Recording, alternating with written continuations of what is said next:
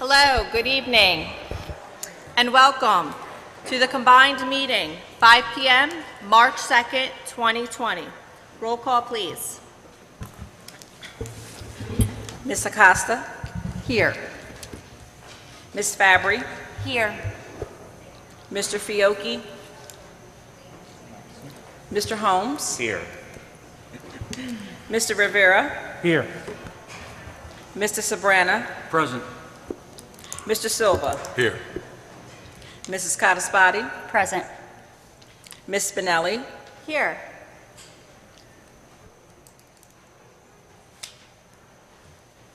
In compliance with the New Jersey Open Public Meeting Law, commonly referred to as the Sunshine Law, the Vineland Board of Education has chosen notice and posting of this meeting to be sent to the following: announcing time, place, therefore agenda, the Daily Journal, S&J Today, the Press of Atlantic City, Nuestra Comunidad, Visto Bueno, and the Clerk of the City of Vineland and the Administration Office of Public Bulletin.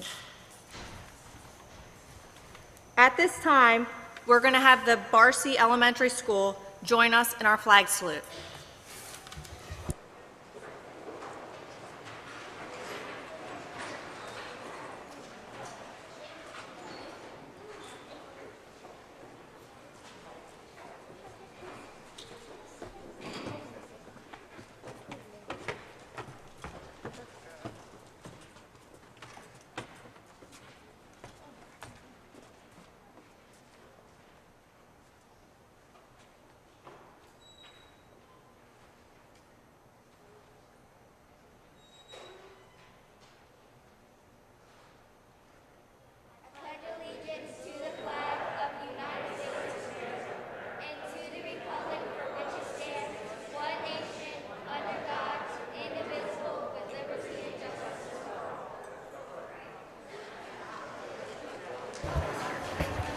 Thank you very much. Mr. Sabrana is going to come down and give you some certificates, and we're also going to take a picture.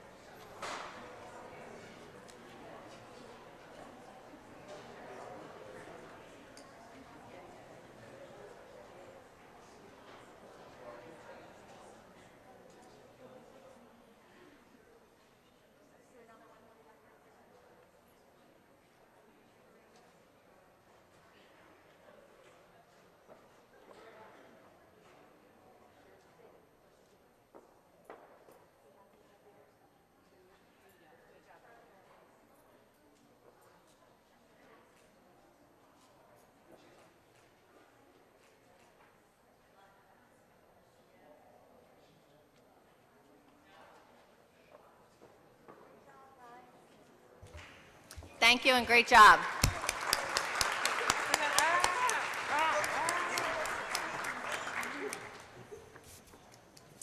At this time, do we have any resolutions for executive session?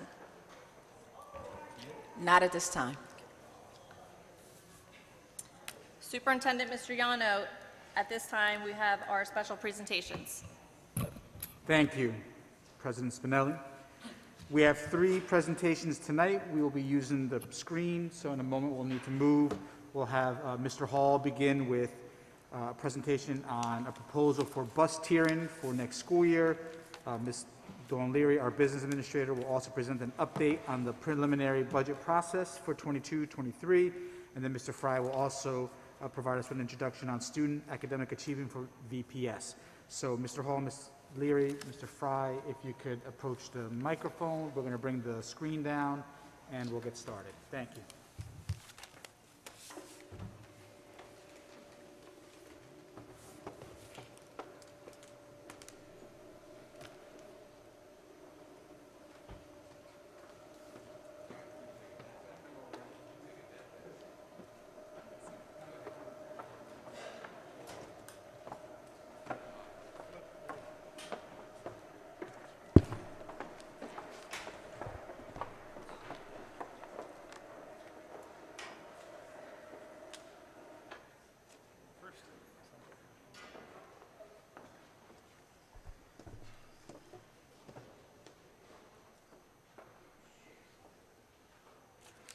Good evening.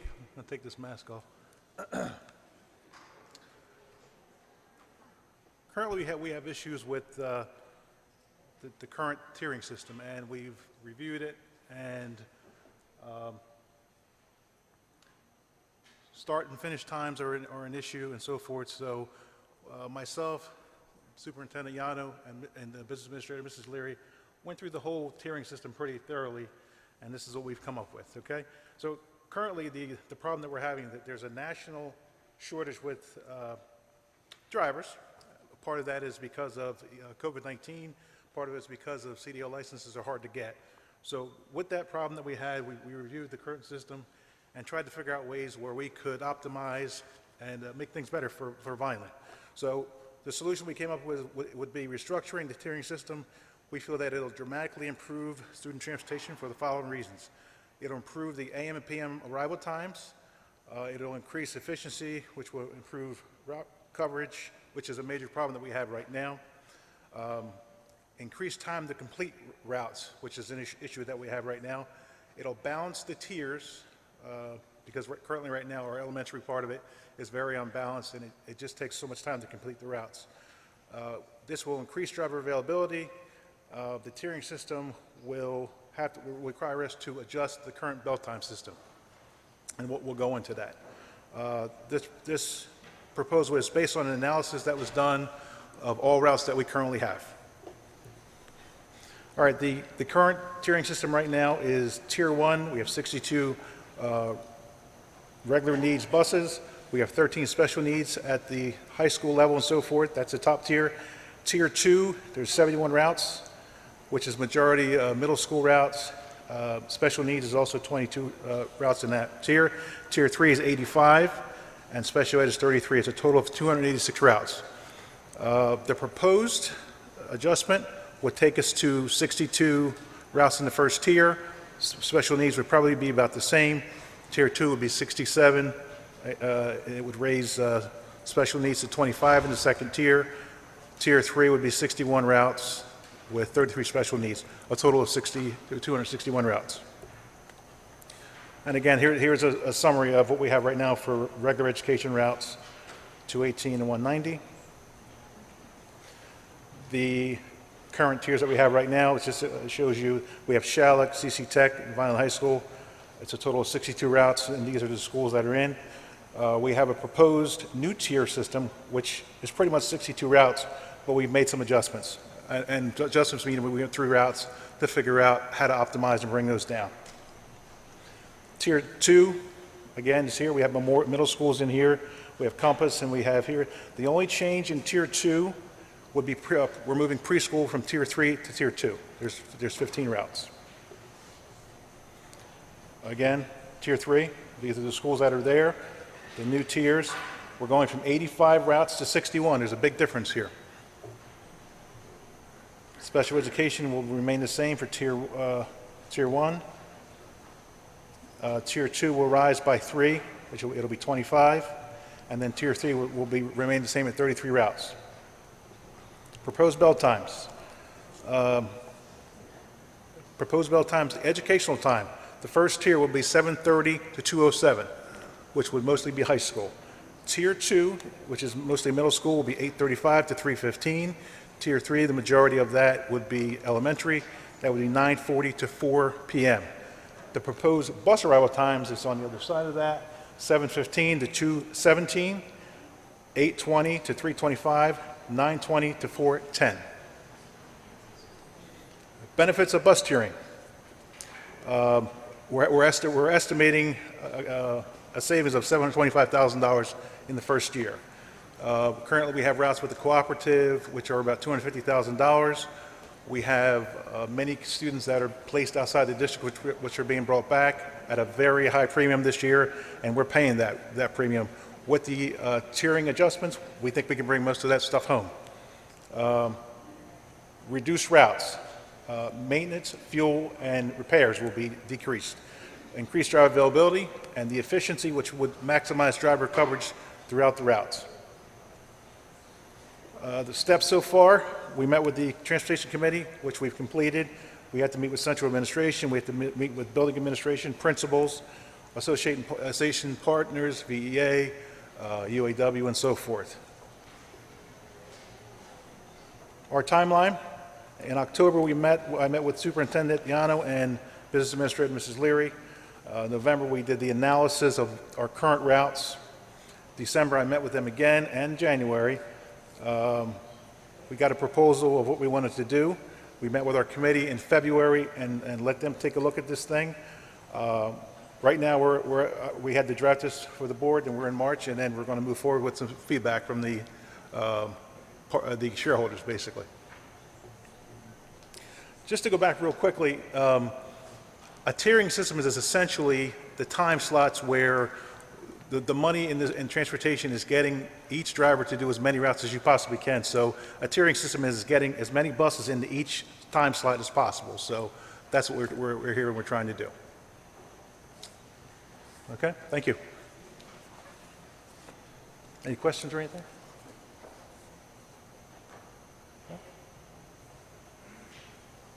Okay. Oh, I'm sorry.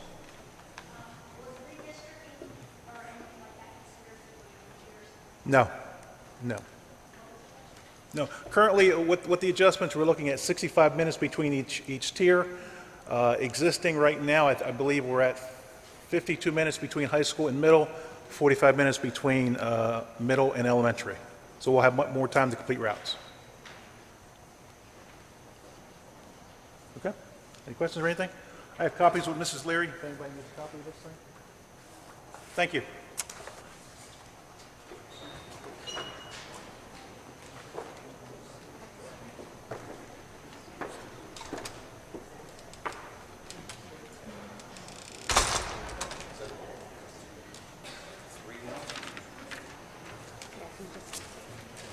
That one moves it forward, that one moves it back. Gotcha. Okay. Let me take this off.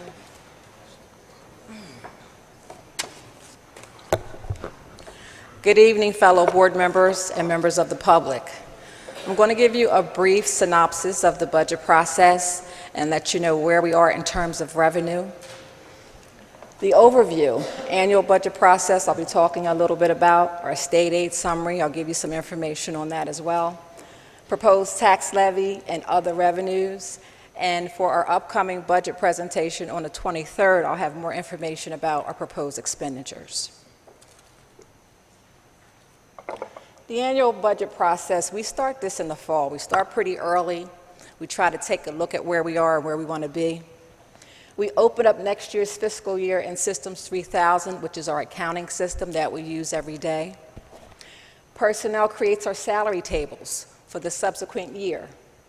We meet with principals, directors, and supervisors. We also meet with smaller departments. We meet with maintenance, security, transportation, curriculum, technology, and special ed. The following is also reviewed. When we take the budget into consideration, we look at a lot of our fixed costs. We look at utilities, revenue, tuition, substitute costs, insurance, and other district FTEs. We enter our budget figures into System 3000, which is our accounting system, summarize, and we present it to administration. And then we start to host our small budget meetings with fellow board members. I want to give you some information on our state aid and where we are. As most of you may know, we were supposed to have the governor deliver his budget address on Tuesday, February 22nd. That was delayed. We were supposed to actually have our state aid budget numbers on the 24th, which was Thursday. That did not take place. So we have a 2-week delay. With that 2-week delay, and with that being said, the budget address is scheduled to be delivered on Tuesday, March 8th. We should have our numbers within 48 hours, which will be Thursday, March 10th. Once we have those numbers, we will be in a better position to show you and tell you where we are. Let's talk a little bit about what makes up state aid, because it's important to know there's several components that make up our state aid. When we talk about equalization aid, the intent here is to ensure that districts have sufficient resources to provide a thorough and efficient budget. Also, equalization aid, for those who don't understand what that is actually wealth-based. The state takes a look at the town, they take a look at the economic makeup of the town. So that's how that's determined. They use a calculation, and they determine what our share would be in terms of equalization aid. Part of our equalization aid last year, $92,820,557. You'll see that we actually have the same exact numbers on the screen because we were actually building this budget based on flat state aid, meaning we don't have our numbers, but it doesn't stop us from moving forward. So we move forward with what we have so far. We're anticipating and hoping that we at least get flat state aid. If we get a bump in addition to that, that would be in our favor. School choice aid comes in at $60,011. We're capped at 7 students here. Transportation aid is $4,794,073. And although state aid, the transportation aid, is part of state aid, it says $4 million here, but in our operating budget, it takes us a little over $11 million to support transportation. So we do have to add in those numbers to make sure transportation has all the aid that they need, because 4.7 is simply not enough. We have a big fleet in transportation. Special ed aid, we received a little over $5.2 million. Special ed comes in our operating budget about $40 million. There are several other factors that make up special ed. We receive an IDEA grant, which we utilize to the fullest extent. So in security aid, we get a little over $3.3 million. Adjustment aid. Adjustment aid basically is what the state has left over. There's no rhyme or reason to it. They look at older Abbott districts and current Abbott districts when they have money and they're trying to filter it in and trying to say, well, you know, where do we want to put this as adjustment aid? So that's why this number, all of these numbers may fluctuate. Extraordinary aid is a grant. That is a grant that we utilize that grant to the fullest extent. What's incorporated in that grant, there are stipulations. Any child that we send to a public school district and we pay over $45,000 for, anything in excess of that $45,000, which is the threshold, we receive about 75% of that. Any student that we send out of district to a private school, the threshold is $55,000. We receive a percentage and anything that we pay in excess of that. So that's just to give you some information on how our state aid is broken up. It's just not one category, several factors here. So again, you see we have $138,669,857. Those numbers are the same until we receive our state aid next week. Let's keep our fingers crossed. Our proposed tax levy and other revenues give you an idea. Tax levy here, last year, if you look, we have the last 3 years listed here. Last year, our tax levy was $26,719,372. We're allowed to increase that up to 4%. 4% comes in at $27,788,147. That's a little over $1 million, but it's not a lot to work with when we have costs and expenditures that keep increasing. A use of fund balance. Fund balance came in a little bit more than it did last year. But I want you to take a look at 2021. 2021 is where we really need to focus at. That says 5.7. The reason why you see $13,530,097 in 21-22, and then you see a little over $14,761,367 is because both those years were COVID years. And what I mean by that is we put a budget together for both of those years, and several line items were not utilized because the schools were closed. We budgeted, several things didn't happen. School trips didn't happen, professional development didn't happen, workshops, so when you put a budget together, the plan is to utilize that allocation. When that money is not being used, it becomes part of fund balance, which is excess surplus. So 14 million and 13 million, most likely next year you won't see those numbers. It'll probably go back to the norm, which is $4 to $5 million. Okay, next we have our state aid. Again, that number is the same as it was the year prior, 138 million. The reason why that number is the same, again, we don't have our state aid figures, okay? And I just want to be clear on one thing. When we talk about state aid, that's a big, big number. That number makes up close to 80% of our general operating budget. I believe it comes in about 76 to 78%. So again, state aid is what we rely on. That's a big chunk of our budget overall. Other general fund, a little over $1 million. Here, what makes up this category, we're talking about our interest on our bank accounts. We're talking about the money to generate revenue we generate from sale of properties, such as our buses that we put on govdeals.com. We also are talking about miscellaneous rentals, sale of property. So that's what makes up a little over $1 million on our other general fund. Medicare. Medicare, we have to budget $368,337. This Medicare line also is referred to as SEMI. SEMI stands for Special Education Medicare Initiative. It's a program that we have to participate. When we have over 40 students that are in special education and they have needs and resources and things of that nature, we have to go out and pay for those resources, OT, PT, things of that nature. And this is a program where we can actually recoup some type of revenue from that. The state actually generates what they say we should put in a budget. They look at how many students we have participating, and they project what they think we should receive in revenue. And that's 80% of their projection. If we fall short of that, we have to do a corrective action plan. So when we look again, I can tell you definitively, our tax levy, that number is concrete. We have that so far. Use of fund balance, we're using that. State aid is the only number on the screen, to my knowledge, that will change. And again, when we have another budget presentation, you will see what that number is, and you'll see the fluctuation that I'm referring to. State computation. This is an interesting slide.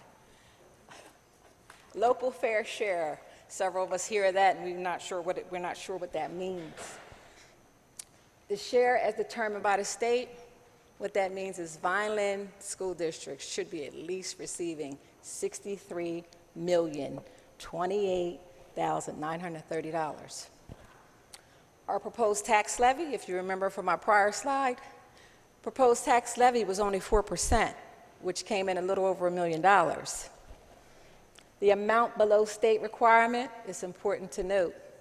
$35,240,783. So what that means is Vineland Public Schools is severely underfunded. So it's important to note that. How we go about catching up, I don't know, but we are definitely undertaxed. So again, I just want everyone to, so that we're all clear, our state aid numbers come in next Thursday. We have a full budget presentation on March 23rd. In that presentation, I will present more data to you, more illustrations, so you can see the big pie chart that'll represent how much of the budget's going towards instruction. as well as how much is going towards salaries and benefits and support staff. So you'll definitely have more information as we get it in. You will definitely have more information and more data on what the budget is going to look like before we submit it to the county office. Any questions? Thank you all for your time.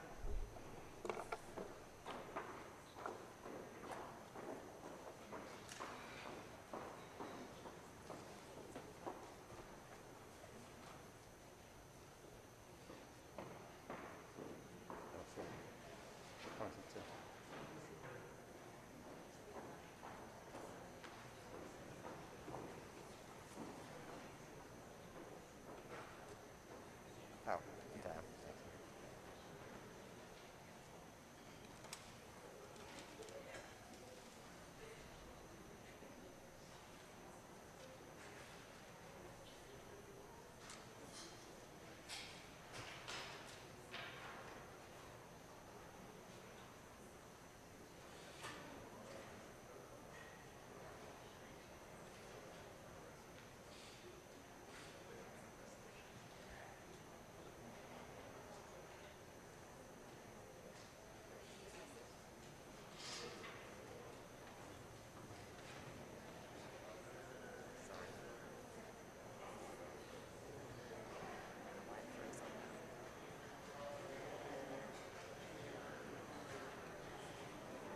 Thank you.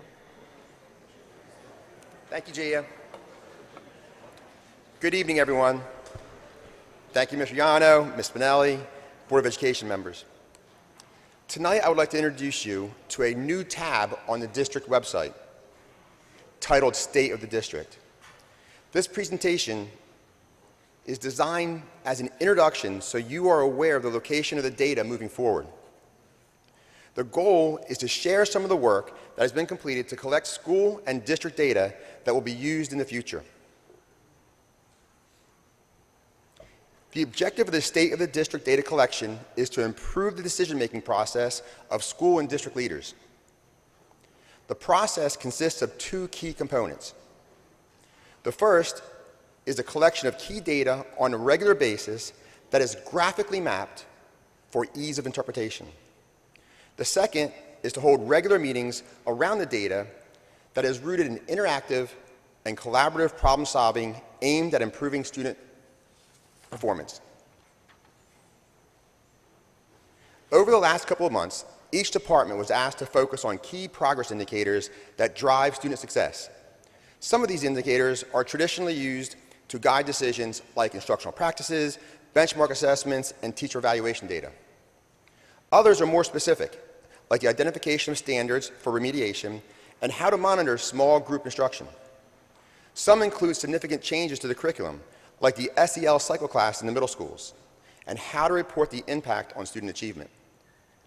Each content supervisor has converted their focused data into video presentations that are posted on our website. Please take a moment and take some time to review the individual videos and the entire presentation located off the main website under the State of the District address. If you have any questions, please feel free to reach out to my office or any supervisor at any time for any further information. Take some moment, bond.org, right on the right-hand side, State of the District.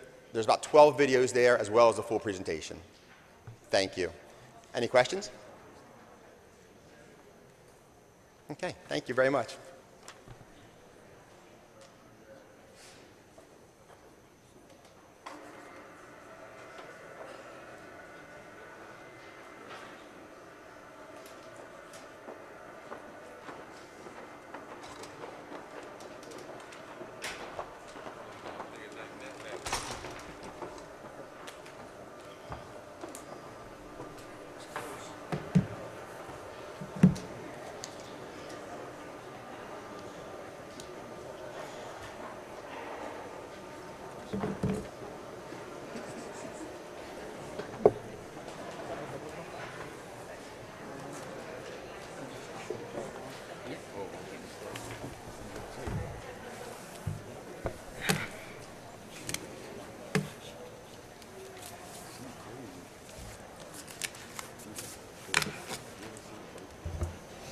Thank you for those presentations. Moving on. Mr. Yano, do we have a HIB report this evening? Yes, we do. It is linked on our agenda, and I'll just summarize that we had a total of 17 incidents, of which 8 were founded, 5 unfounded, 3 were inconclusive, 1 where the determination was some founded after the investigation. So that is the report for our HIB investigations for the month of February. Thank you. Board members, any comments or questions? Seeing none, do I have a motion? So moved. Roll call, please. Ms. Acosta? Yes. Ms. Fabry? Yes. Mr. Holmes? Yes. Mr. Rivera? Yes. Mrs. Sabrana? Yes. Mr. Silva? Yes. Mrs. Scottispati? Yes. Ms. Spinelli? Yes. Thank you. Moving on. Approval of our minutes. January 12th, 2022, executive session. February 2nd, 2022, combined meeting. February 2nd, 2022, executive session number 1. February 2nd, 2022, executive session number 2. Questions or comments? Seeing none. Motion, So moved. Second. roll call, please. Ms. Acosta? Yes. Ms. Fabry? Yes. Mr. Holmes? Yes. Mr. Rivera? Yes. Mrs. Sabrana? Yes, but abstain on the 2 executive sessions.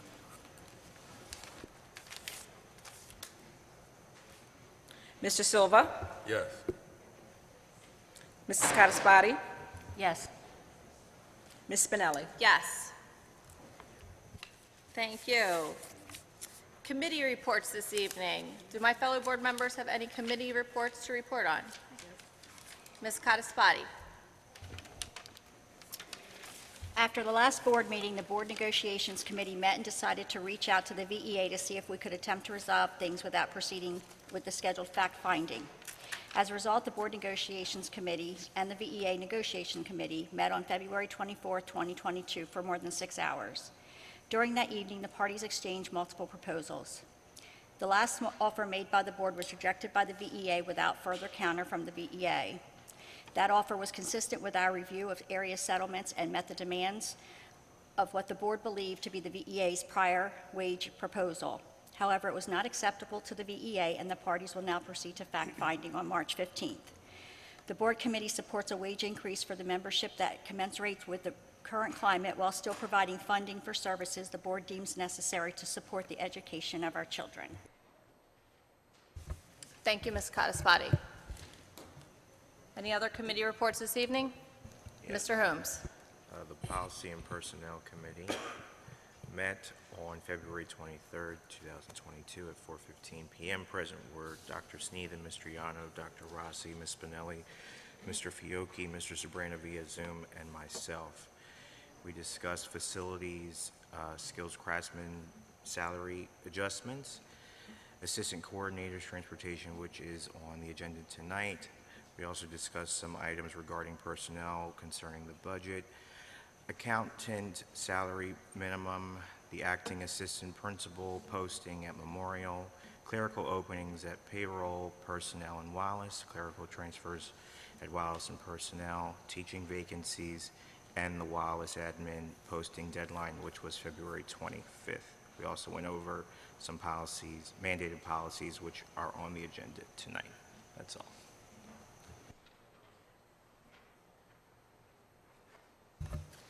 Thank you. Any other committee reports this evening? Seeing none. Public meeting report by our board solicitor. Yes, thank you. I have a few comments.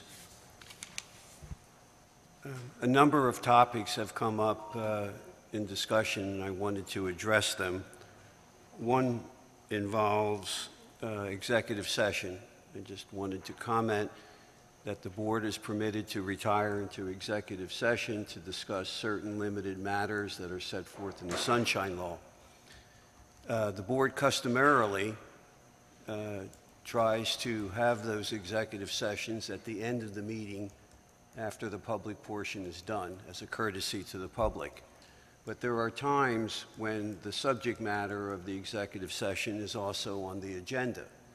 And at that time, we retire into executive session toward the beginning of the meeting because the topic has to be discussed during the meeting. So it wouldn't make much sense to go at the end.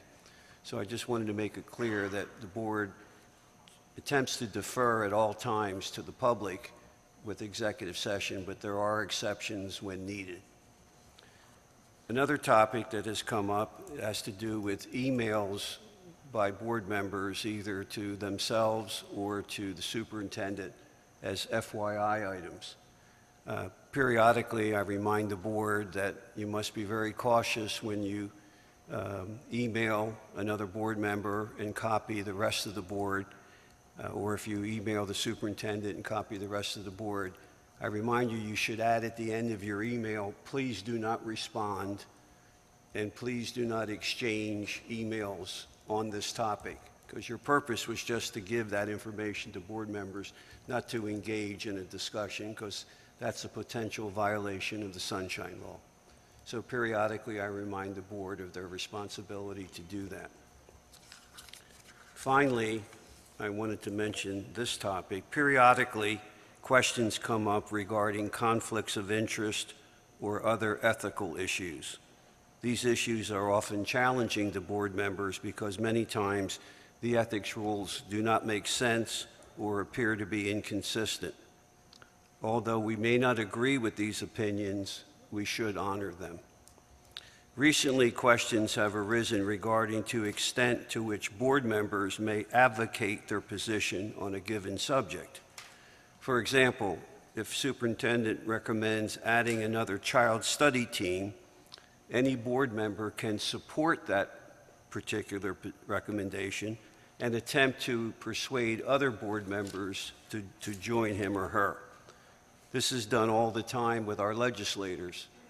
A senator can sponsor a bill and then lobbies other senators to support that bill.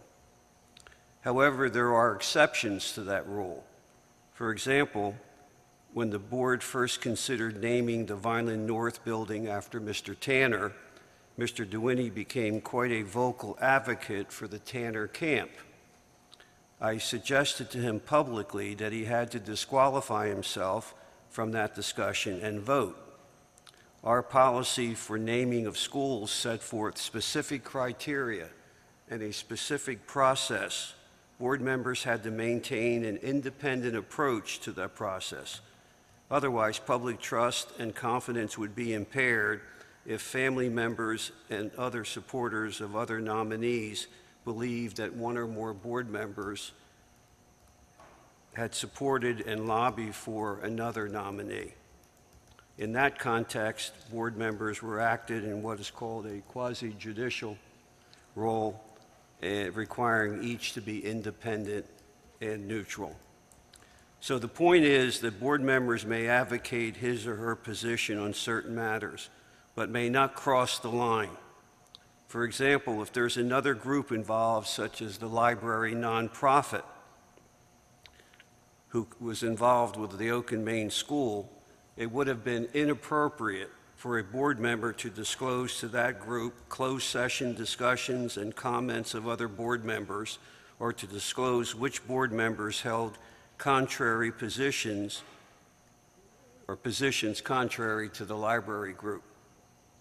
I respectfully request that all board members consider these comments in your actions going forward.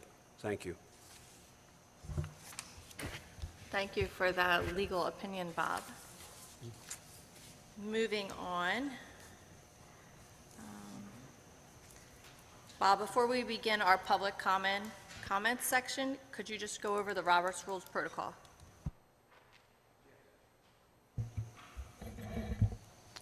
Several years ago, a statute was passed that required public bodies, such as a municipal governing body or a school board, to provide for public comment at their meetings.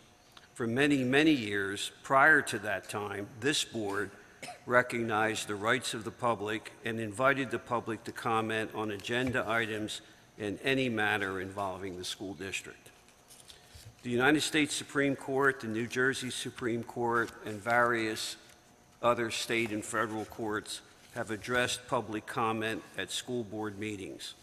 The courts have held that the public comment portion of a school board meeting is a public forum.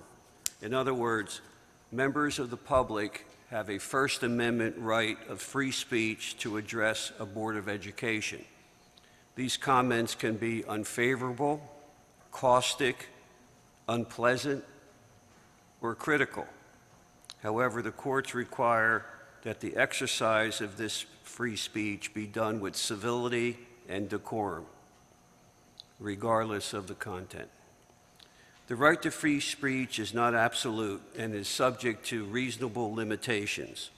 A governmental entity may impose reasonable time, place, and manner restrictions on speech in a public forum, so long as the restrictions are content neutral. A public body may control its proceedings in a content-neutral capacity by stopping a speaker who is disruptive or fails to keep the subject matter or whose speech becomes irrelevant or repetitious. In other words, a speaker or an audience cannot repeatedly interrupt the chairperson of the meeting or other members of the body. Our courts have emphasized that the First Amendment does not require the presiding officer of a public meeting to sit idly by while a speaker or an audience attempts to hijack or filibuster the proceedings. So what does this mean? The Board of Education can and has properly set time limitations of 3 minutes per speaker. The speaker is expected to address his or her remarks to the board with civility and decorum. The audience is expected to respect the speaker and the board and resist shouting or otherwise being disruptive. Any member of the public is permitted to videotape the proceedings, but shall not do so by roaming the aisles and the room. Such activity is deemed distracting and disruptive. Anyone who wishes to video the meeting must remain stationary as the board's film crew remains stationary during their filming. We respectfully request your cooperation. Thank you, Mr. DeSanto. Public comment items on agenda items or any other matter will be at this time. I do ask that you respect the process, and we do have the time clock.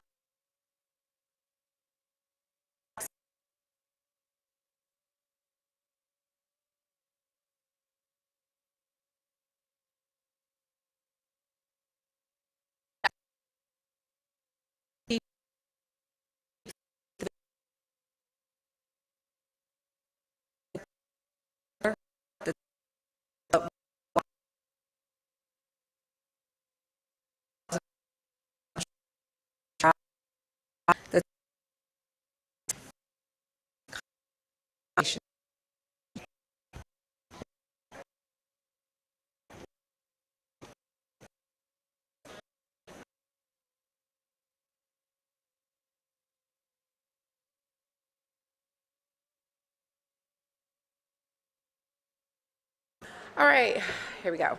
Good evening, everyone. My name is Manya Fuller, and I am a teacher at Pilla Middle School. Just wanted to come and speak again about what we're lacking. Teachers and support staff are tasked with everything from collecting multiple layers of constant data to patrolling the hallways to reporting social media tussles and threats. When students are upset and scared, they come to support staff and teachers.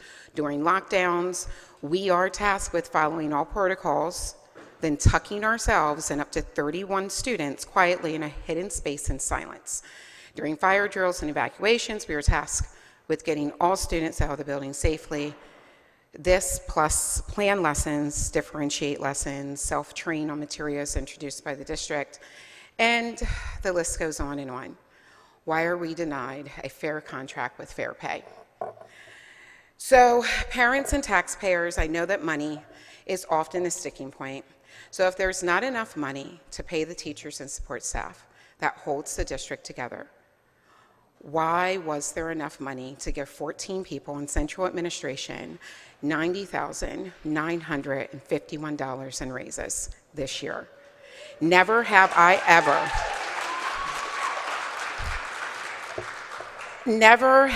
ever seen principals, vice principals, and supervisors standing out in front of their respective schools begging for a fair contract and pay.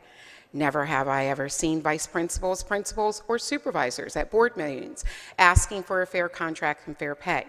So if you can come together and settle with the New Jersey Association of School Administration Union so that principals, supervisors, and vice principals have a fair contract, and over $90,000 was found to give to 14 people in central administration on September 1st of this 2021 school year, how can the same respect not be given to teachers and support staff? You're creating an atmosphere of them and us. We are clearly not respected for the work that we do, judging by the actions of giving all of our superiors hefty raises, but looking down at us and saying there is not enough for teachers and support staff.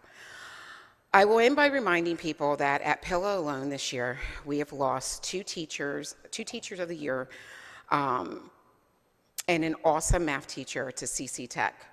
Where they are given the respect and pay, we are being denied in Vineland Public School District. How many more experienced teachers and support staff are you willing to let leave before you acknowledge the work we do by giving us a fair contract with fair pay? Thank you.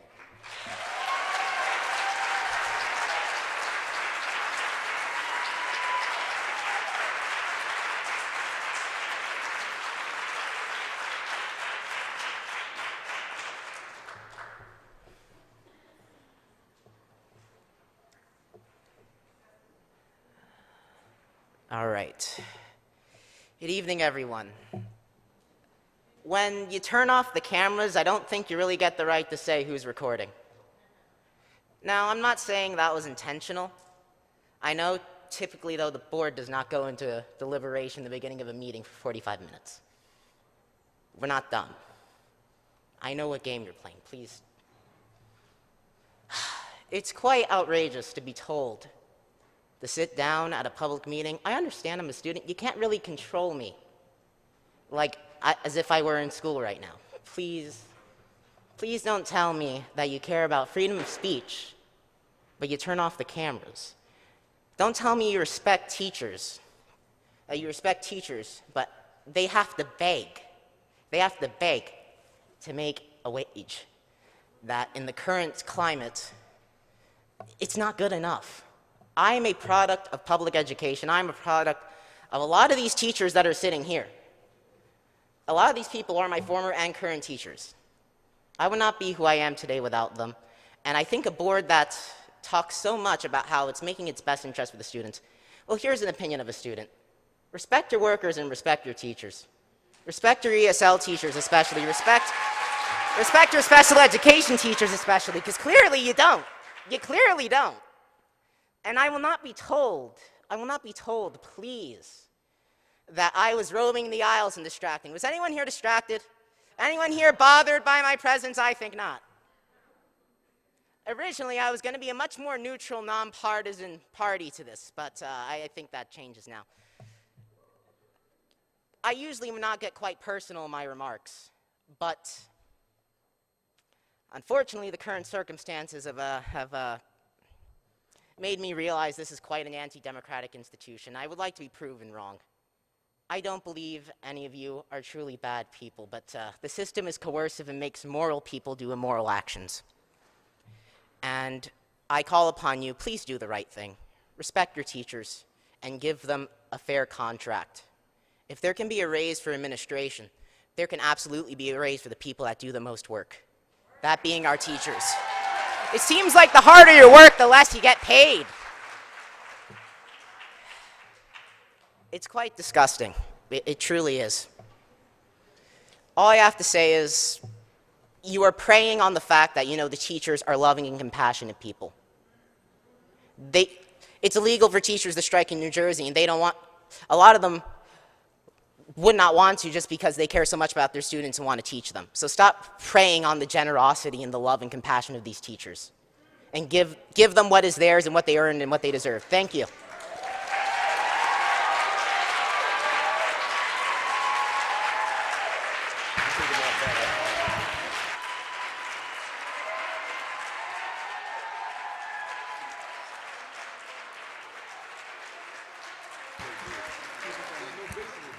Next, we have Chris Mahan. The topic will be school safety. Coming behind Chris Mahan, can I please have Scott Hitchner? The topic is masking. When you guys come up to speak, just make sure you're speaking directly into the microphone so that everyone can hear. It's hard to hear up here. And Gia, if you could just up the volume a little bit, thank you. Good evening, Board. My name is Chris Mohan. I teach at Vineland High School South. This is my 18th year teaching, and my concern is for my students. At Vineland High School, we have 2 buildings. And when I first started teaching, there were maybe 50 kids that would go between both buildings.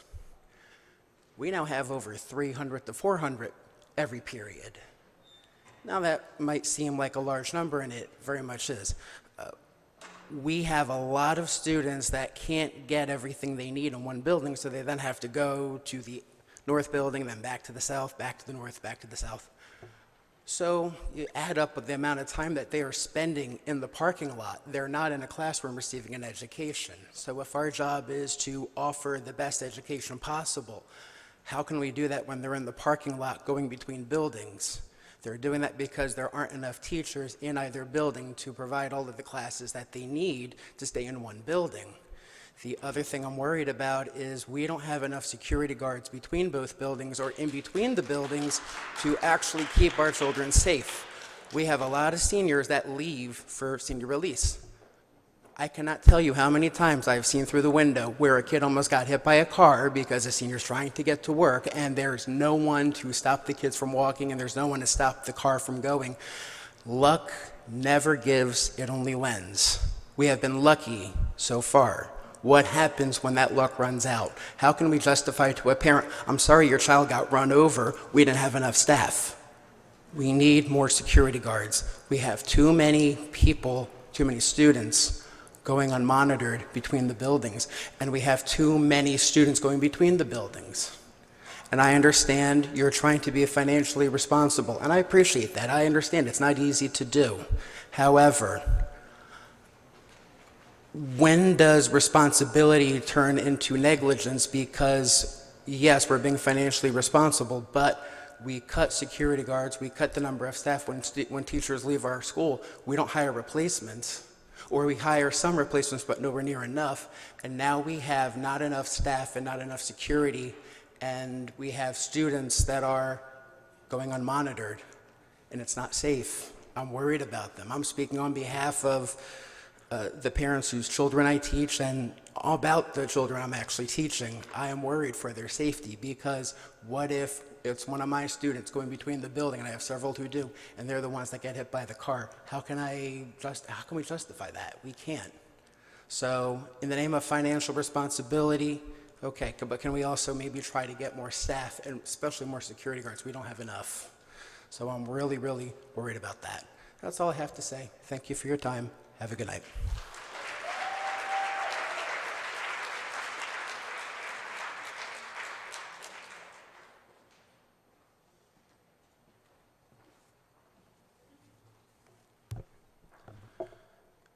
Hi, everyone. My name is Scott Hitchner. I am a Republican candidate for Congress this year, but this isn't about me. This is about the kids and whether the board will vote to continue the abusive masking on them or not. I don't know where you stand, guys, but just keep this in mind when you vote later on. Anyone who works with IEPs namely OTs or SLPs, they've stated to me that new speech referrals are through the roof, and many kids are not progressing in their development. These masks greatly hinder social, emotional, and educational development. You can't blame it on Phil Murphy anymore, not after the 7th. This is going to be all on you guys. Your vote tonight will either continue this tyrannical abuse or restore freedom. It could also mean re-election for some of you, or getting voted off the board. To the parents here,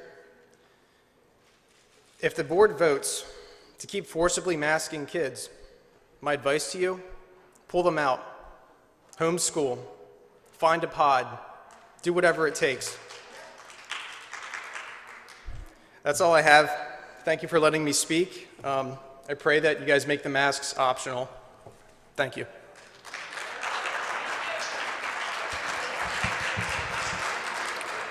Next, we have Jennifer Belvitt. The topic is budget, safety, security, academic concerns, and mental health. Behind Jennifer, may I have please Eileen Bosco. The topic will be budget programs. Good evening. Thank you for the opportunity to speak with you again.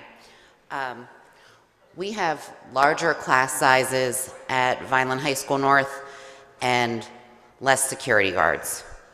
We have trash dropped in the hallways. It's the dirtiest I've ever seen. They're rowdy. Kids slap each other walking by. We have bells that don't matter. We got the bells back, but students are arriving late to class. The hallways are full after the bell rings. And students are cutting classes and never arriving during the entire 45-minute period. You call to report them missing, and there's not enough people to look for them. And they'll cut multiple times with no discipline or several discipline referrals rolled into one consequence. We have substitute guards that aren't sure where classrooms are and how to find things, so that's not a great solution in my opinion. We have kids in the parking lot during periods vaping. I've gone out on my lunch period and reported kids to the roaming guard that's in the driving around the parking lot, and the kids run off from the cars and aren't caught, and they're vaping and doing we don't know what in the parking lot. Frequently the bathrooms are locked and students have to travel across the building, which is interrupting their instructional time. And it also is a big issue for students with medical issues that have to travel extensive lengths to get to the bathroom if they have an issue. We need trauma specialists and more counselors. The pandemic has given us extreme issues: anxiety, students cutting themselves, socialization problems, depression, things that my colleagues and I are not trained to handle. We need help. We really do, and the kids really need help. We have a guidance department sometimes with empty offices because they're pulled for meetings all at the same time or for prepping for testing, and you can't get help for a kid. If a kid is crying in your classroom, if something's going on, there's no one to answer the phone and no one there. Attendance. We need truancy officers.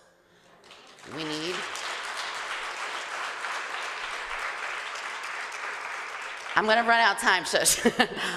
We need truancy officers more than redos. Students aren't coming and they're not making up their work. Students that failed my course this year so far, not one of them has less than 15 absences. And that's above the state rate for, being ineligible for events and things. I have kids with 30, 70, 90 days absent that have already been to court and they're still not coming, and we have a big issue with that. Heating and cooling issues in the building. We used to have control of the thermostats. If my dad was paying our electric bill, there would be big trouble because classrooms are 85 when it's springtime and warm and sunny and we have masks on and nobody can breathe in the room, and it's snowing outside and some classrooms have air conditioning, so that's definitely something to look into for the budget. Ma'am, I'm going to have to ask you to finish up. If I can just say One more thing with my mom hat as a district mother. My daughter was selected for AMSA, and I declined. And we have a few hundred seniors that are completing CRTs to try and graduate, and our money should be spent with the focus of our full student body and not a selected elite.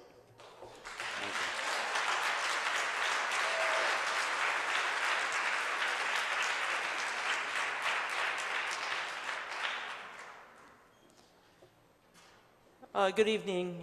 Thank you for the opportunity to speak. My name is Eileen Bosco. I've been a product of the Vineland Public Schools, grew up in Vineland, and have been aligned with the marching band for 31 years. I'm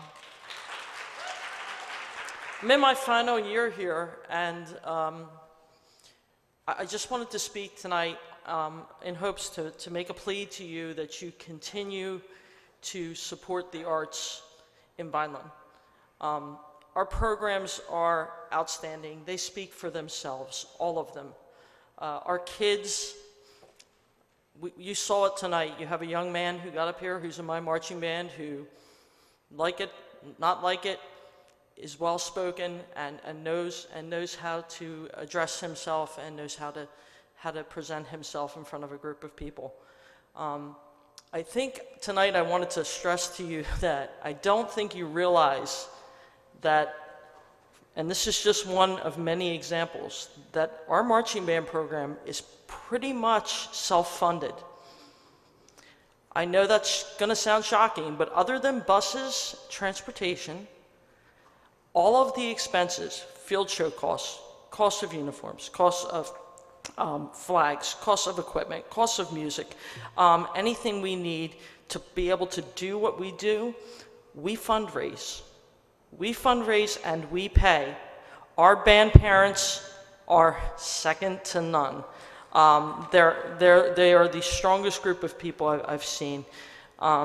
So my hope is that in the future you'll start to look at maybe what is not obvious, because maybe it's never been pointed out, and that you'll continue to support the arts in Vineland. Just FYI, I'm sure it was an oversight, but the slide that Mr. Fry put up listing all the programs did not include any of the visual and performing arts on there. So, and again, I'm sure it was an oversight, but you know, we are very important. And I know we talk about competitiveness and wanting to get kids to come into our school district and not go to Tech and not go to Shalleck and not go to all these places. If you want that, then you need to back what we do. You need to fund what we do. Lastly, it's Music in Our Schools Month. On the 24th of March, which is a Thursday night, we have our annual Pops concert. We'd love to see you all there. We cordially invite all of you, and thank you for giving me the time to be heard. Thanks.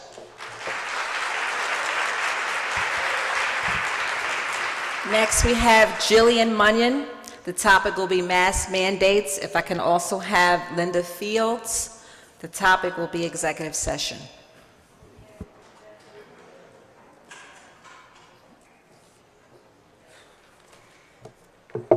Hi, everyone.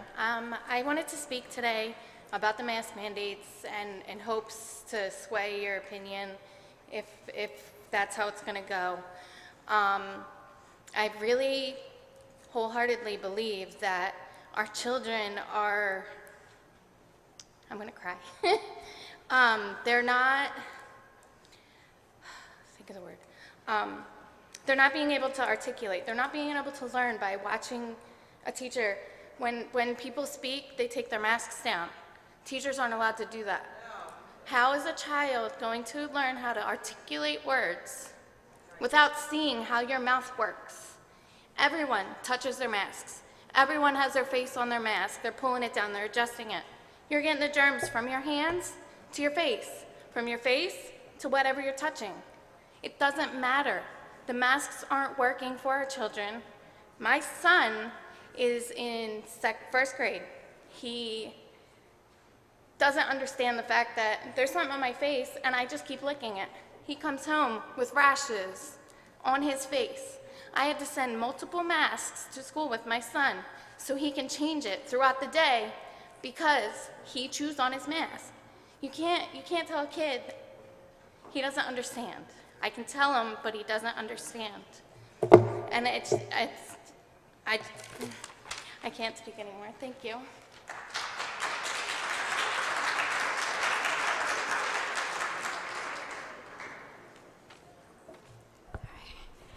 Good evening. I'm Linda Fields. I'm a Vineland resident and I teach at Barcy.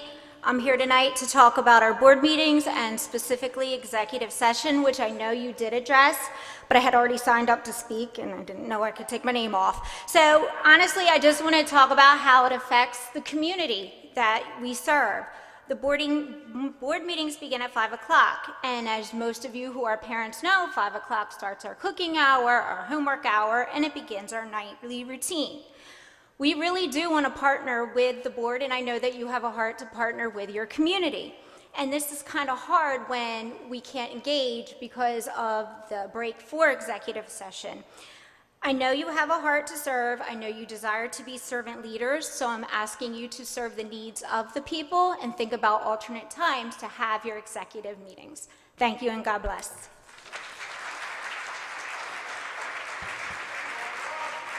Next, we have Kristen Villa.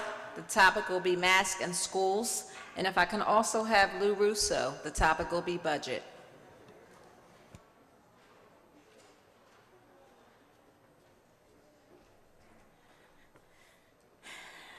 Good evening. My name is Kristen Villa. I wasn't prepared for tonight in any aspect whatsoever, so I apologize. I actually do not even have my children in the school system. I pulled them out in August because of the fact that you guys were not allowing virtual for the children that did not want to wear masks. I, as you can tell, am not a fan of masks. I've done the research, and I think many of you have now also done the research and seen everything out there, knowing that the masks do absolutely nothing. All it is for fear. And at this point, 14 days to stop the spread, here we are 3 years later. As Jill said with the children, I have a child that has an IEP for speech therapy. I had to remove him from school this year because how is he going to learn? There's many, many studies out there from everybody saying, from schools stating that children are now increased with speech problems, as the Republican person said. I apologize, I don't know your name. But we're 3 years in. It's time to give our children their smiles back. It's time to let them be around their friends and see their teachers' faces. I would love for my child to go back to school just for the aspect of being able to be around other children and be with his teachers that he misses so much. But I'm not going to force something like that on my child. I'm not going to force, and you can all disagree with me, and that's fine, but there's no need for it. There's welders that wear masks that keep things away, and we're keeping the surgical mask on your face. What is it doing? And as Joe said, you're all pulling your face down. The one lady pulled the mask and handed it to the guy. Where's the sanitation in that? It's ineffective at this point. It's time that we stand up for our children. We let them see who the leaders are so that they can then follow through and be leaders. This hiding behind the mask, it's not any of us. None of us. I didn't even know who was speaking up there 9 times out of 10 unless you're a male or female because you have a mask on. I want to know who is who. How do you think our children feel, especially being as young as they are? They don't understand this. It's not fair. So I implore you, please, for the children that do go to school, let their faces breathe. They have an immune system. Let them get it back. Let them see you smile. They need that. They need that more than you even know. Thank you for your time.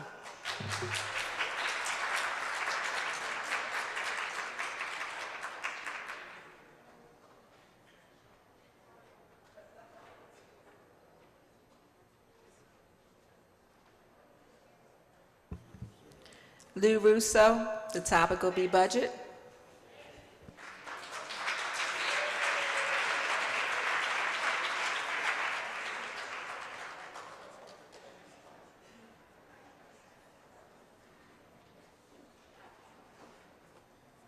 Good evening, ladies and gentlemen. Lou Russo, 154 Avis Court, and I'm speaking tonight on the budget, and I'm asking the board to increase the budget as much as possible for the improvement of both instruction and safety. Over the last 12 years, approximately 300 to 400 positions have been cut out of the certificated and the secretarial staff, and all of that's had a negative impact, of course, on students and on the quality of the education that we deliver to the students and the families in this city. Some examples, of course, are nurses. Our nurses, of course, have done work that we cannot yet even appreciate, and how they have risen to the occasion in the worst public health crisis in anyone's lifetime. We need to think about increasing the number of nurses in the district and specifically bringing back the itinerant nursing positions that were cut many years ago, so that no student is ever in a building without a nurse, while other nurses have to move to other schools to cover them, or for something as simple as taking their own lunch. As I mentioned previously, we absolutely need more security at both the middle school and high school levels. We need to be able to cover all of the hallways. We need to supervise students in all the wings. We need to make sure that students who walk outside have adults that actually watch what's going on. We cannot have, in this day and age, several hundred students, potentially 200 at a time, walking unsupervised for 10 to 12 minutes outside, going into cars.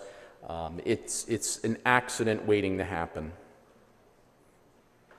And we also need to consider, outside of the absolutely heroic counselors and social workers who've tried their best to deal with the impact of this pandemic, as previously mentioned by one of the other speakers, our students are drowning right now due to the effects of the pandemic. Attendance, increases in fights and violence and cutting. Our children have not escaped this well. They need additional help, they need additional services, and we really haven't went out and done anything different or anything extra to help our children deal with the impact of the last 2 years. It's a desperate need, and we need to make sure it's in this budget. Speaking of both safety and academics, we have to cut down on that travel that I previously mentioned between the high school buildings. There's no excuse for making children walk in inclement weather like pinballs back and forth 4 to 6 times a day. And our most academically talented kids, our sophomores, are doing that on a daily basis. I see the time is out. I'll finish in 1 minute, I promise. Many of them are moving too many times, and they're missing approximately 20% of their school day. Attendance counselors, we used to have several. Those positions were cut. With the worst attendance in the history of this district, it's time to bring that back. We can't throw more on the backs of the classroom teacher and say, you're responsible for attendance now, because that's ignoring a problem.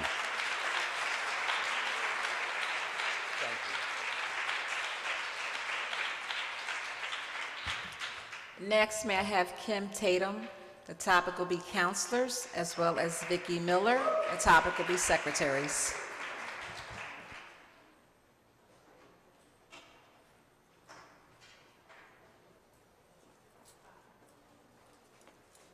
Good evening. So I'm a Vineland alum. Been a guidance counselor, though, for 25 years, 22 in Vineland. Counselor at all levels. Now I'm at Durand Elementary School, and I loved each level. And now at Durand, my social worker and I split our caseload of many students with many needs. Before the pandemic, now it's increased. By the way, here we go again with cutting counselors. First, I want to give credit to my administration and teachers at Durand. For the past few years, they have worked so hard for our students. The pandemic has exacerbated the many needs and problems in the Vineland School District. As a counselor, I could go on. I only have 3 minutes. I come back to what I do. In addition to my regular responsibilities of academic, social, personal needs, individual counseling, group counseling, classroom lessons, behavior issues, which are out of control right now defines destruction of classrooms, physical, abuse by the students to other teachers and students running out of the classroom. But in addition to that, my responsibilities, or our responsibilities as a social worker and myself, are HIP coordinator, 504 coordinator, testing coordinator, which is very involved. I don't have time to go into it. Access and then New Jersey SLA, INRS coordinator, child study team referrals and meetings, activities committees, cover recess and lunches because they're short-staffed, DCP and P referrals, collaterals, home visits, parent-teacher conferences and scheduling of that, food pantry for Thanksgiving and Christmas for our needy families. I'm having a crisis fund, keeping that so that we can provide services for our students like, paying electric bills and things like that, getting glasses for students. I see students one-on-one. Like they've said, the anxiety, the worry, students just crying in the middle of the class, coming to me saying they can't focus, they don't know why they're sad. I think at this time we all should know that students cannot concentrate when they're worried about stress, what's going on at home, abuse, other things. I'm running out of time. I also like more involved with attendance. I'm more or less like an attendance officer. I call the parents, I schedule meetings, we do home visits. Who would do all this if you cut students and one counselor at an elementary school or social worker is just not enough? There are other duties that negatively impact the students and their families. Honestly, I don't understand how it can even be a thought to cut counselors and social workers. Vineland is a district with many needs. We need more counselors, as has been said before. We are the ones that see students every day, follow them for the years that they're at the school, so we get to build a rapport with their students and families. The pandemic has made the needs even more at a higher level. I kind of went into that, extreme behaviors. During the pandemic, guidance counselors and social workers, we had Google Classroom, we had Google Meets, we emailed students and families. But how can you see a student on a Google Meet when they're at home, when they want to talk about what's going on at home because they're not in school anymore? Excuse me, ma'am. Yeah. Your time is up. Okay, I think I got 30 seconds, right? To close, I'd love to have any of you, invite you all to come to my office to give me some time to tell you in detail what I do and the needs of our students. I would welcome you to spend time with me. Thank you.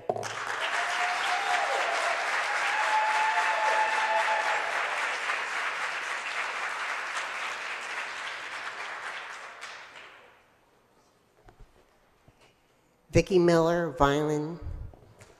I've been in the district for 20 years, a little off once in a while. I'm going to talk about secretaries. Who's the first person that anybody goes to? The secretaries. Some of them are making less than $15 an hour. Yes, I heard that today. It's not right. Also, yes, my daughter is a secretary. She makes more than 15, but she's been there a long time. At Wallace, they're losing all their secretaries except for one retiring and the other going away. So there's just one. So there are going to be two people she's going to have to train, probably. She's probably going to kill me, then I'm up here right now, too, talking. But that's okay. She can't stop me. And also I'm going to talk, it isn't on my paper, about the band. My children were in the band. I was a single parent, and I did not want them to go off into the streets. They were kept busy. They went on trips. They were a family. So keep that. Keep that. It's important. Family is important. The school is more important because they are in that class with the teacher, with the aides, with the principal. They need to have trust, and we need them. Thank you.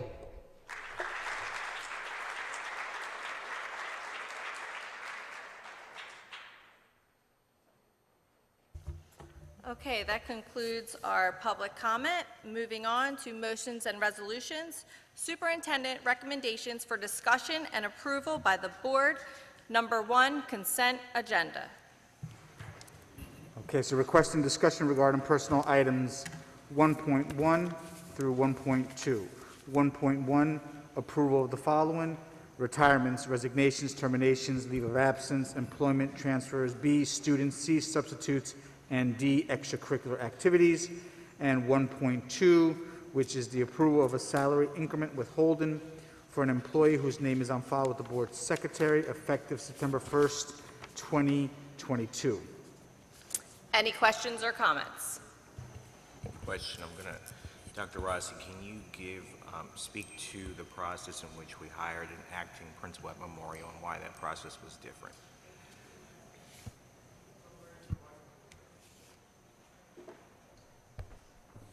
A question about the acting assistant principal at Memorial.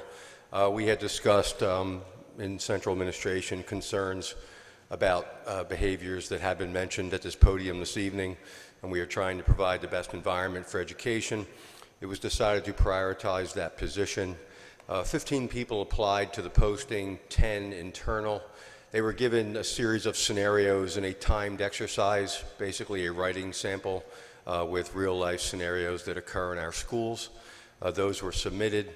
Those were reviewed by central administration, and 4 finalists were given to Mr. Yano for interview, and that's how the selection was made.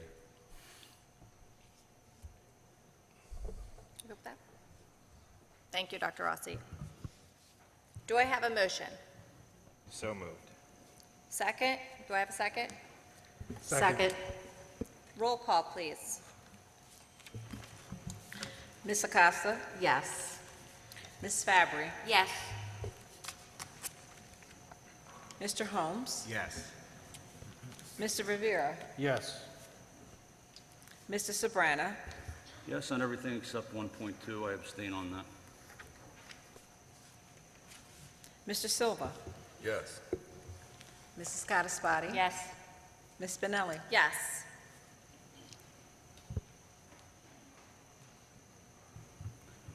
Requesting discussion regarding procedures and operations, items 2.1 through 2.3. 2.1, approval of the spring 2022 athletic schedule and trips for VHS crew spring 2022 and district travel. 2.2 is approval of the first reading for the following policies as noted on our agenda.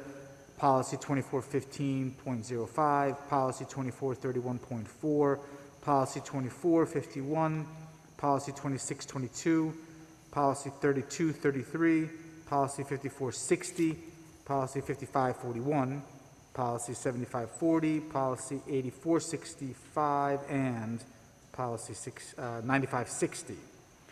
And 2.3, which is requesting approval to update our road forward plan for Vineland Public Schools with specific changes to the use of masks for staff and students, specifically removing the mask mandate, making masks optional for staff and students on school grounds and on buses. Any questions or comments? I have a question, comment. On 2.3 in the mask mandate, I'm a little confused as to why we're even going to a vote with this. I know a lot of other districts have just done it, so I am supporting the optional. However, I just want to know why we have to vote and other districts don't have to vote. When we approved the initial set of guidelines and recommendations for the district, we did it within the Road Forward document, which was approved by the Board of Education. That included the change originally from an optional mask usage to a mandated mask usage. We voted on that here, I believe it was in August. So just to keep the process consistent, we're going to vote tonight and include the changes, the revisions of optional usage of the mask on school grounds and on buses. Anybody else? No? Okay, do I have a motion? Madam President, one more question. Oh, When would this take effect? Effective March 7th, Monday. Motion? So moved. Second. Roll call, please. Ms. Acosta? Yes. Ms. Fabry? Yes. Mr. Holmes? Yes. Mr. Rivera? Yes. Mr. Sabrana? Yes. Mr. Silva? Yes. Mrs. Cataspati? Yes. Ms. Spinelli? Yes.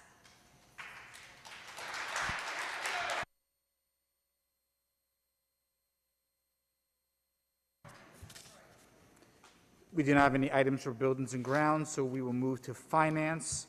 Requesting discussion regarding finance items 4.1 through 4.8.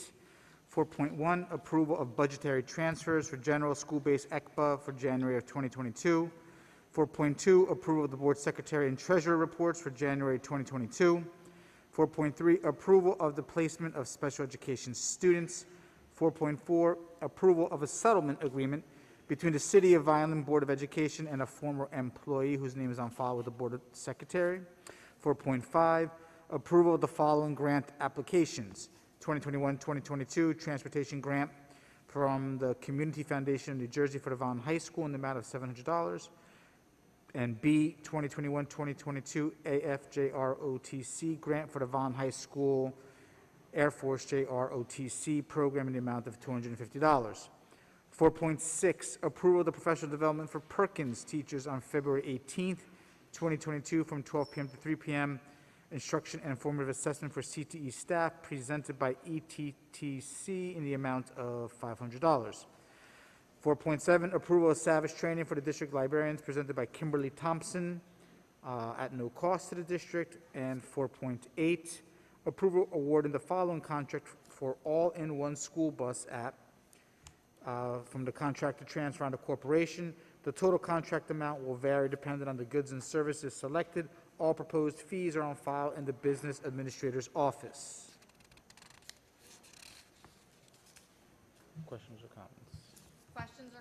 Questions or comments? Seeing none, do I have a motion? So moved. Roll call, please. Ms. Acosta? Yes. Ms. Fabry? Yes. Mr. Holmes? Yes. Mr. Rivera? Yes. Mr. Sabrana? Yes. Mr. Silva? Yes. Ms. Cataspati? Yes. Ms. Spinelli? Yes.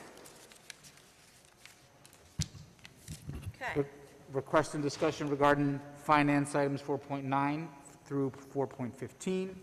4.9 is approval of the professional services contract with Blaney and Donahue for services as labor counsel negotiator March 1st, 2022 to June 30th, 2022. 4.10, approval of the Inspira Healthcare bus advertisement for 22 buses for a 12-month term from February 3rd through February 2nd of 2023 in the amount of $7,624.76. 4.11, approval of the donation of the outdated unused district lockers valuing $0 as listed to the City of Vineland under Policy 7300, disposition of property. 4.12 is approval of a McKinney-Vento tuition contract between VBOE and Pittsgrove Township. 4.13 is another approval of a McKinney-Vento tuition contract between VBOE and again Pittsgrove Township in the amount of $20,883. 4.14, approval of McKinney-Vento tuition contract between VBOE and Pittsgrove, again, for one student in the amount of $21,899 for the school year.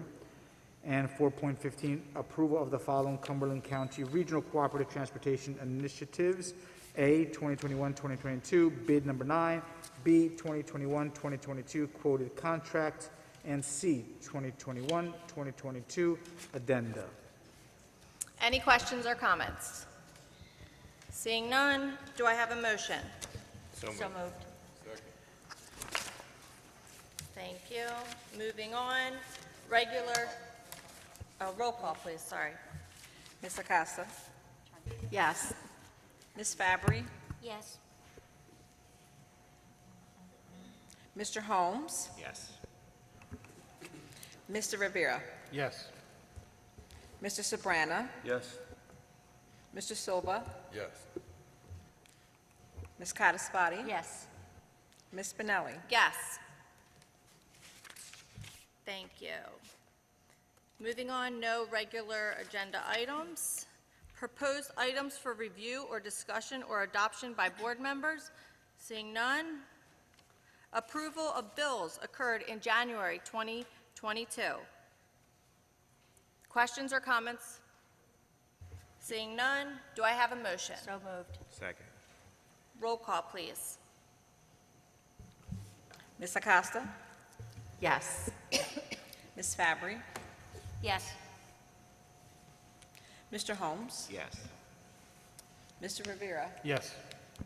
Mr. Sobrana? Yes. Mr. Silva? Yes. Ms. Scottaspati? Yes. Ms. Spinelli? Yes. Emergent items with prior approval, seeing none. Any old business? None. New business? None. What?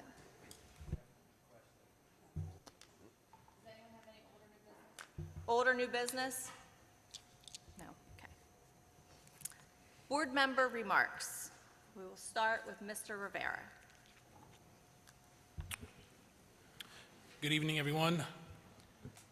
First and foremost, I'd like to thank the students from Varsity School for leading us in the Pledge of Allegiance. Also like to thank all the speakers that came today and expressed their opinions, their thoughts with the board. It's always appreciated. It's always good to listen and hear from the community and those that are directly affected by decisions that we make.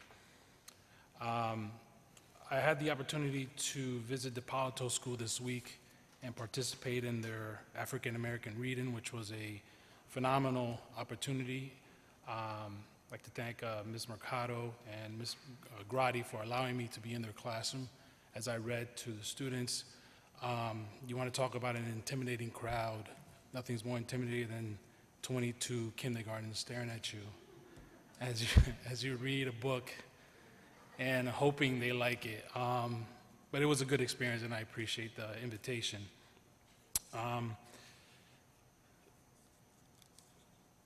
The arts are near and dear to my heart.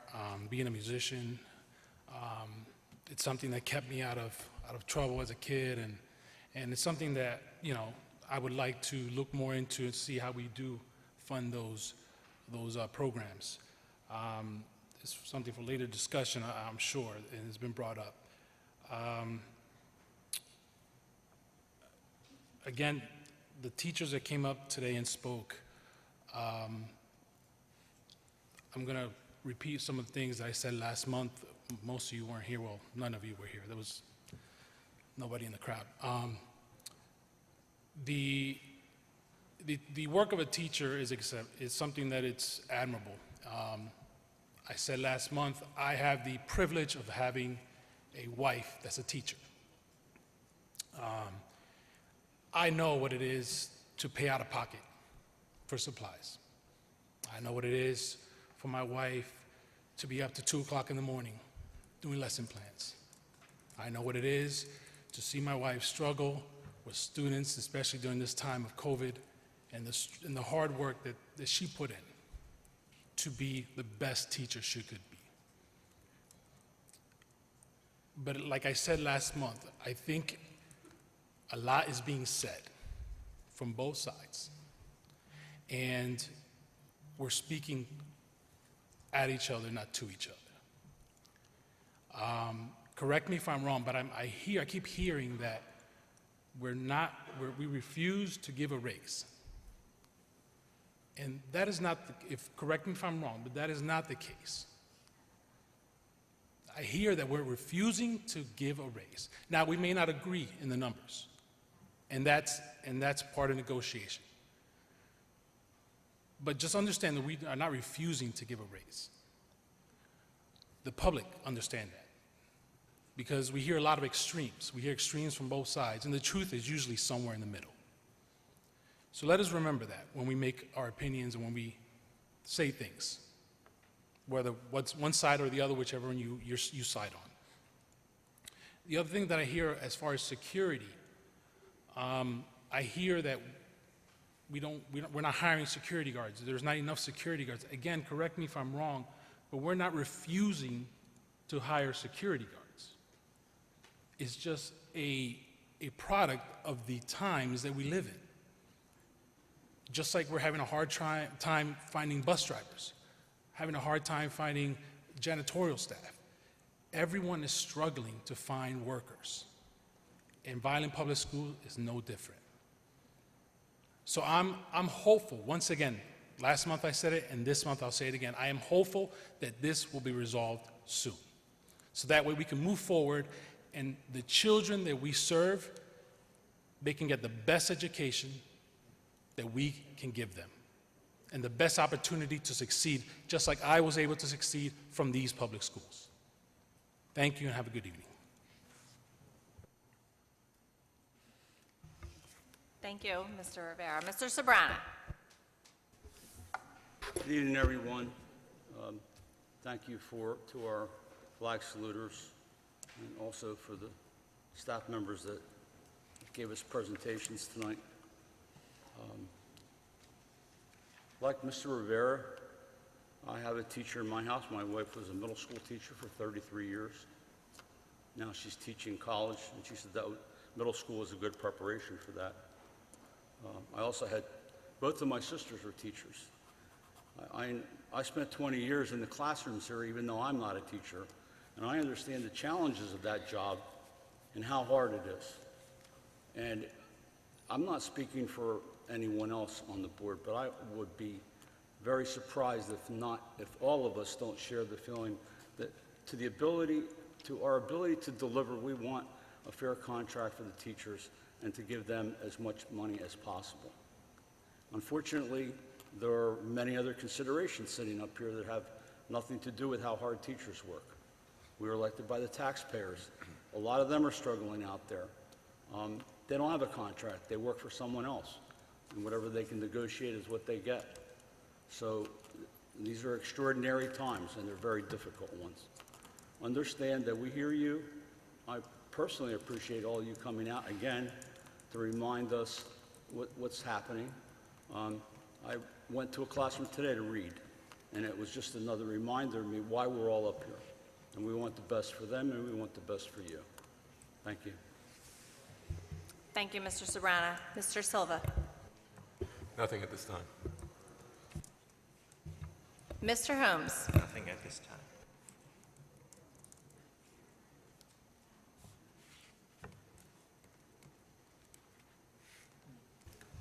Ms. Fabry. Good evening. I'm still trying to navigate my way through the governance and board policies. Excuse me. It's certainly an interesting year to start this journey. I want the teachers to know that I support you. During the pandemic, I too struggled working from home, and my son's teachers were phenomenal, and we supported each other.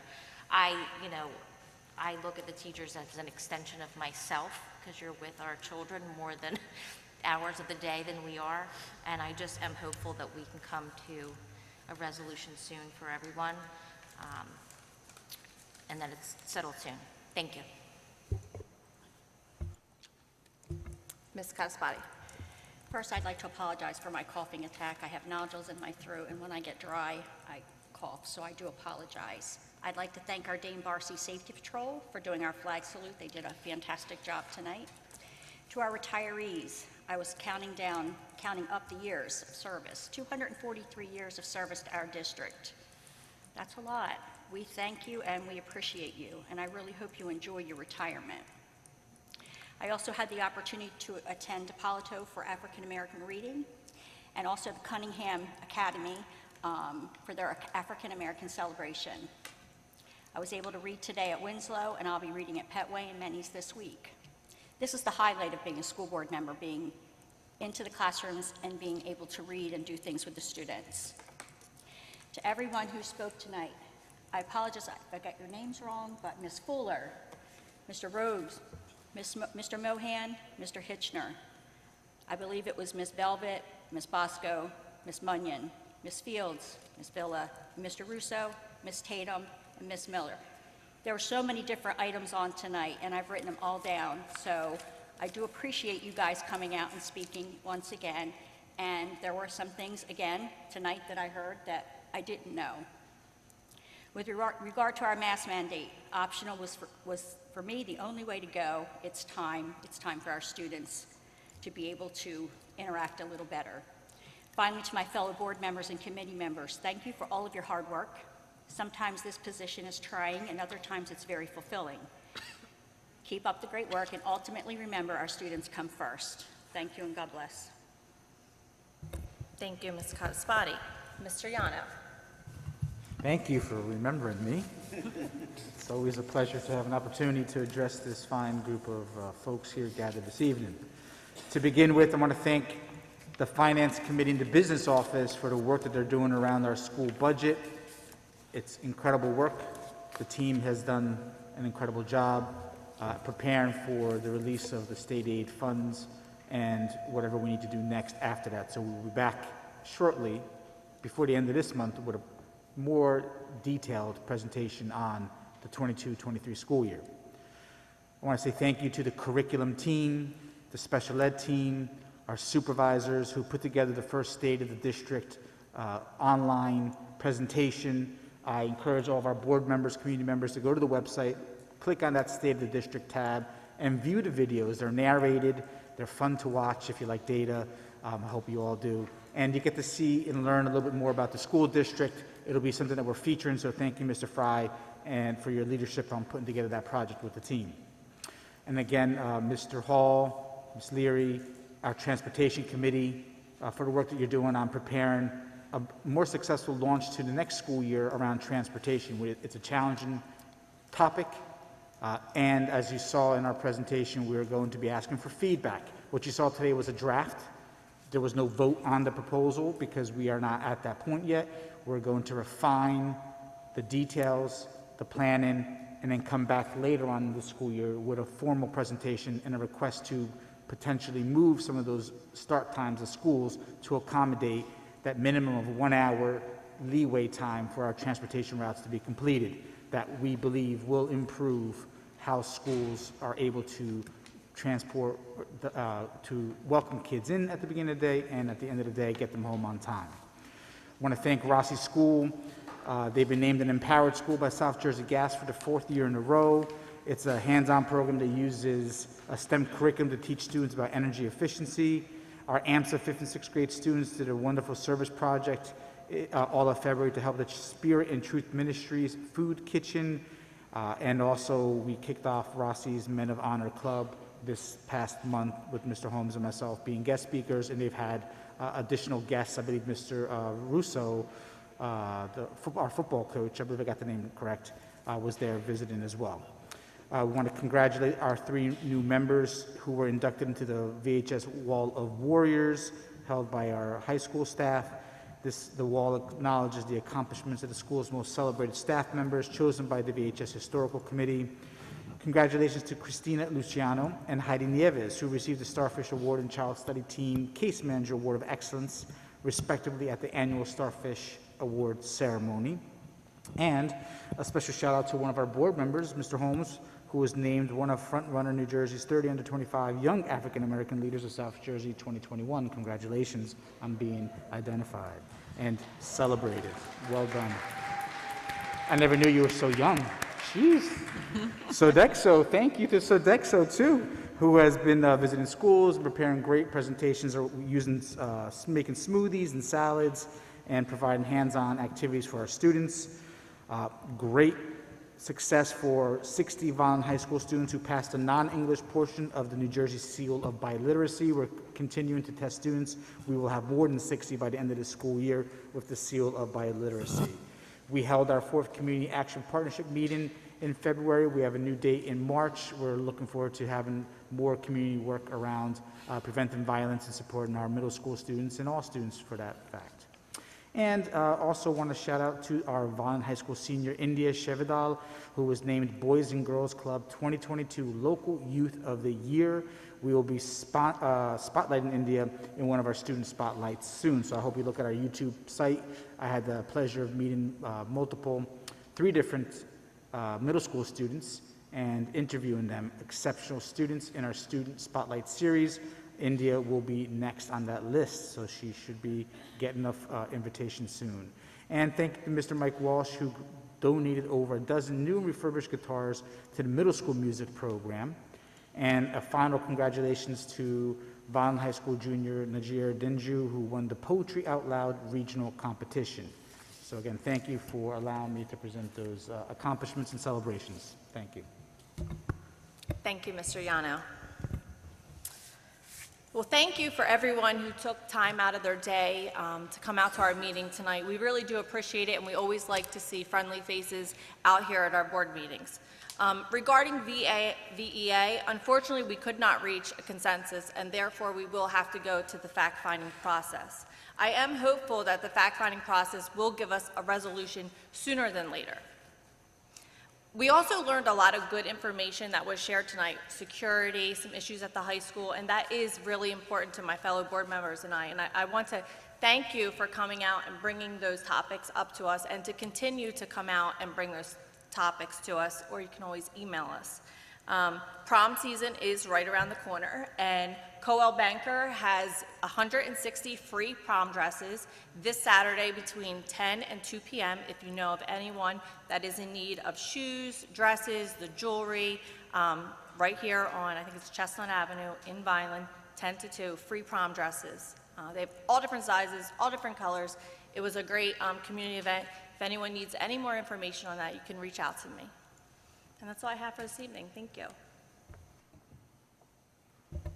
Do I have a motion to adjourn this meeting? So moved. Time is